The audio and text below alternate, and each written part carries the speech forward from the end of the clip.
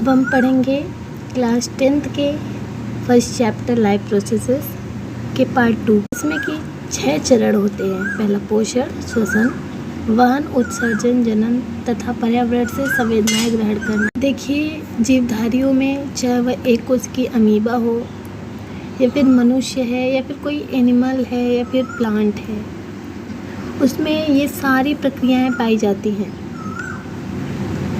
जिसके आधार पे उन्हें हम निर्जीव वस्तुएं उसको अलग डिवाइड करते हैं। जितने भी जीवधारी हैं उसमें पोषण पाया जाता है। पोषण का मतलब होता है वह भोजन करते हैं। और दूसरा है श्वसन। श्वसन में हम लोग सांस लेते हैं तो ऑक्सीजन हमारे लंग्स में जाता है, लंग्स से एल्वुलाई में जाता है, एल्वुलाई द्वारा वह ब्लड में मिक्स हो जाता है। तो हम लोग जो भोजन करते हैं वो ऑक्सीजन और भोजन को मिक्स करता है और भोजन को ऑक्सीकरण हो जाता है। ऑक्सीकरण का मतलब है टूटना।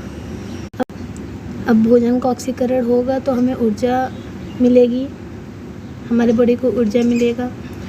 तीसरा है वहन। वहन में क्या होता है, भोजन और ऑक्सीजन प्रत्येक कोशिका तक पहुंचाए जाते हैं। और चौथा है उत्सर्जन। उत्सर्जन में जो भी अनडाइजेस्टेड फूड रहते हैं हमारे बॉडी में, इसका मतलब है अपशिष्ट पदार्थ जो भी रहते हैं बॉडी में, उसको शरीर से बाहर निकाला जाता है। पांचवा है जनन। जनन एक ऐसा प्रोसेस है जिसमें अपने जाति को बनाए रखने के लिए अपने समान संतान को उत्पन्न करते हैं। और छठवां लक्षण है सभी जीवधारियों का कि ये हमारे इन्वायरमेंट से, पर्यावरण से संवेदनाएं ग्रहण करते हैं। जीव स्वयं को बनाए रखते हैं। स्वयं को बनाए रखना मेंटेनेंस कहलाता है या फिर अनुरक्षण कहलाता है।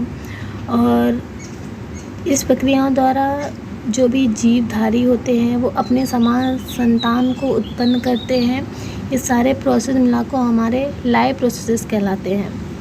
अगर हमें शरीर क्रिया विज्ञान या फिर कार्य की, जिसमें हम लोग शरीर की सारी क्रियाओं को डिटेल में पढ़ना चाहेंगे तो वो हम फिजियोलॉजी में पढ़ सकते हैं। Thank you so much. Like करें, सब्सक्राइब करें, कमेंट करें एंड शेयर करें।